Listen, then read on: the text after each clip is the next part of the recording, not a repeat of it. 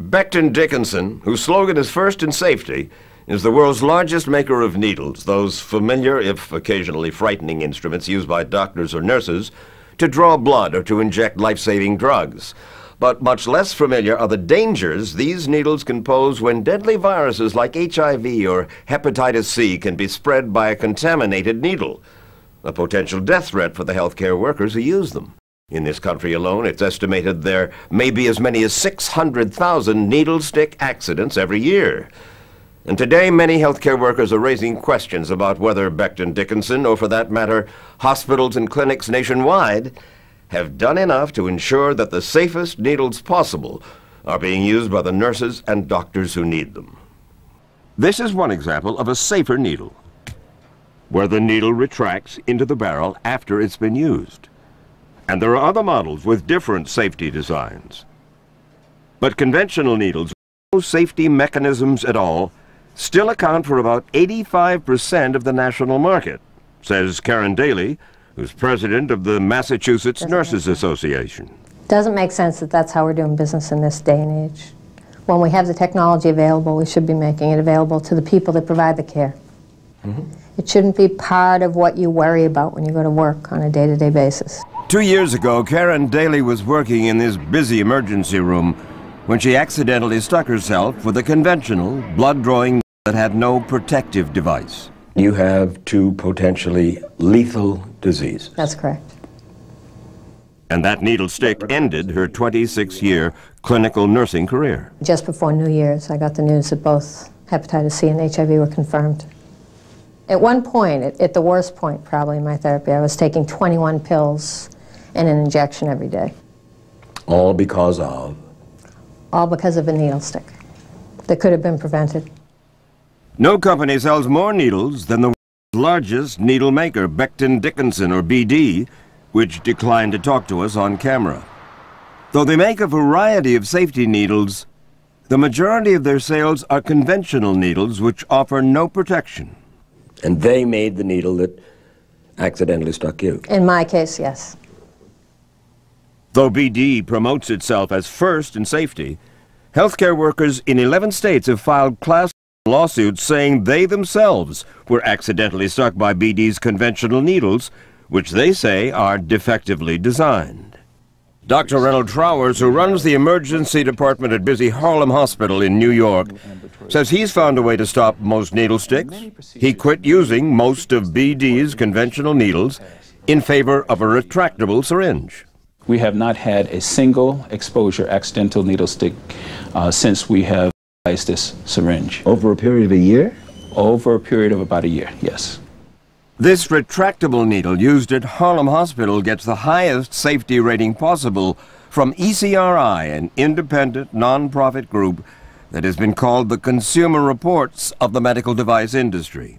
Safe needles can cost at least 25 cents more per needle, but Karen Daly told us they save money in the long run because workers who get stuck have to undergo expensive testing to see if they're infected. One healthcare worker stuck by a needle, probably $2,000 to $3,000 to follow them up for 6 months. For one infected healthcare worker with one virus, anywhere from $500,000 to $1 million. Tom Shaw designed the retractable needle that is being used at Harlem Hospital, but he's had trouble getting other hospitals to buy it. Let's say that you go to a major hospital and you bring your retractable needle there, and you put it in front of whoever is the purchasing agent at the hospital. Right. What is he or she going to tell you? To leave. Why? Shaw says it's because most hospitals are committed to long-term contracts for most items they buy, including needles. And in exchange for price discounts, hospitals agree to buy most of their needles from BD. What you're saying, Mr. Shaw, is that you developed a safer needle, correct? Right. A needle that healthcare workers wanted. Right. And what happened? The monopolistic people who were in control of the buying that goes on in American hospitals went out there and blocked it and did everything they could to drive us into bankruptcy. Did they succeed? Not yet. Tom Shaw complains his sales staff can't even show their retractable needles inside some hospitals. And he gave us 2 recorded voice messages from hospitals that appear to support his charge. We played one of them for Nurse Karen Daly. I'm being informed by them that we cannot even look at your product under the terms of our agreement with this buying contract. So I'm very sorry. Have a good day. Bye-bye. Have a good day. Can't even see the safe needle. You know, this is very disillusioning for me, because I really thought this was about a marketplace and innovation, and what we often think, particularly in the healthcare industry, of if you have the best product, it'll find its way. That's right. That's right. And this is very worrisome. Tom accuses BD and another big needle maker of conspiring with certain hospitals and their buying agents to do harm to Retractable's business, and he's filed a lawsuit alleging restraint of trade.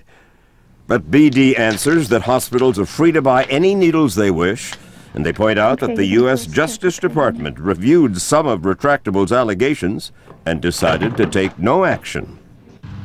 To see for ourselves what BD's competitors are up against, we went to a seminar on needle safety sponsored by the New Jersey Hospital Association, a conference described as educational.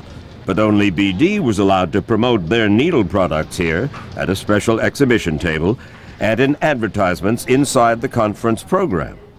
We asked conference organizer Rita Pruzan why Retractable and other companies were not given an equal chance to promote their products.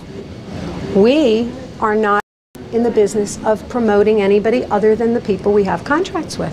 And this is not a vendor show. You say it's not a vendor show, but it says here exhibit and demonstration. We do that for our preferred providers. In other words, a manufacturer with whom they have a buying agreement. In this case, BD. And the New Jersey Hospital Association says the more BD needles their members buy, the more money the New Jersey Hospital Association gets.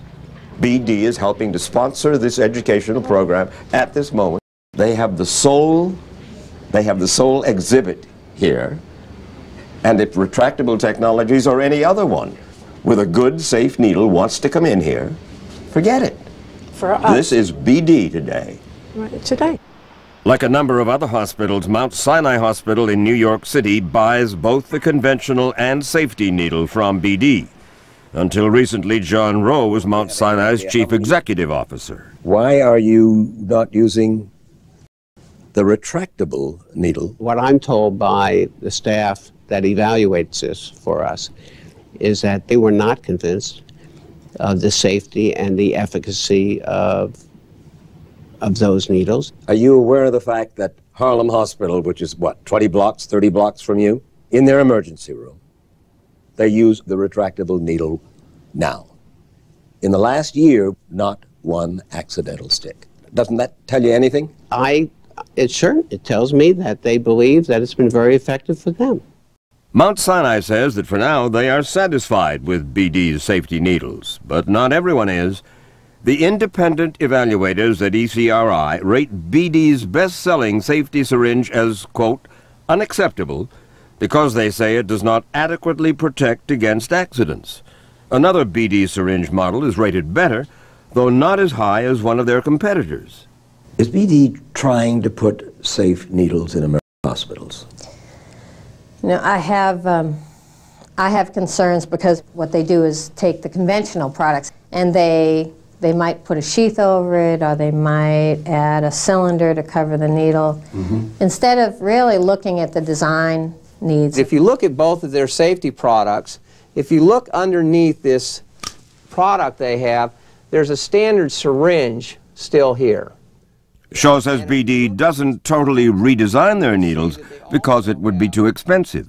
They'd have to redo all their tooling, all their molding, and all their assembly equipment, so they had a tremendous capital investment. They have the market. Right. If there's a new technology, they don't have the market in a new technology.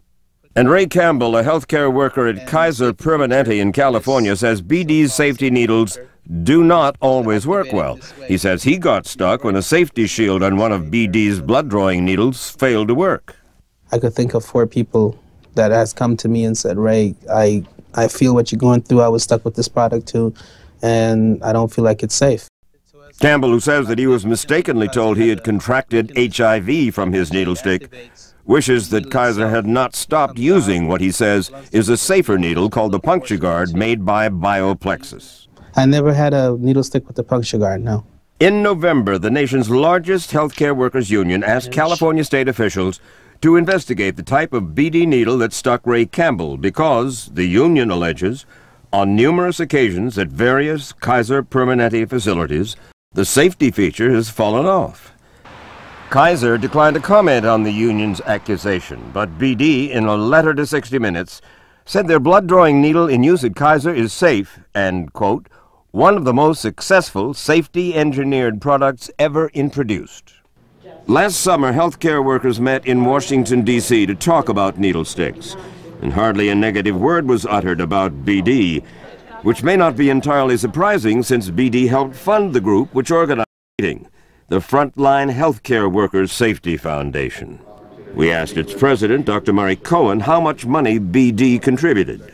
Well, that I don't know, but all of these founding members pledged $25,000 per year. So in that sense, when did BD start? I guess it's only been 1 year. So that's actually, it's been 2 years. And Dr. Cohen, an expert in healthcare worker safety, did not tell the conference, nor did he tell the U.S. Congress when he testified there last summer, one of his main consulting clients is BD. Also at Dr. Cohen's conference was Dr. Janine Jagger. She's the Becton Dickinson Professor of Healthcare Worker Safety at the University of Virginia. And BD has not only endowed her professorship with nearly $1 million, they also helped bankroll her efforts to create the world's biggest, most important data bank on needle stick accidents. So we asked her, what is the most dangerous syringe on the market now? Okay, we can't say what is the most dangerous syringe on the market. So how about the most dangerous blood-drawing needle? Well, the data in our database does not identify manufacturers, and it's not that we don't want to get that data, but it's very difficult to get. And you'd have to question why the opportunity wasn't being taken advantage of. They have an opportunity and they don't collect it, and I don't know why. And certainly the fact that the BD underwrites the center, in part, creates a question. BD's they gave the money, no strings attached, for education on needle stick prevention. They also supported a new federal law requiring safer needles. But the largest healthcare workers union worries that hospitals will try to comply with the law simply by buying the cheapest safety needles available, even if they're not the most effective at preventing injury. You know, my fantasy, to be perfectly honest, would be to see manufacturers like BD, who are really that they're interested in seeing federal legislation passed to protect healthcare workers, see them dump this old inventory. Just dump it. And to start from a place where we know the design will be effective. A footnote. Since we interviewed Karen Daly, she's stepped down as president of the Massachusetts Nurses Association.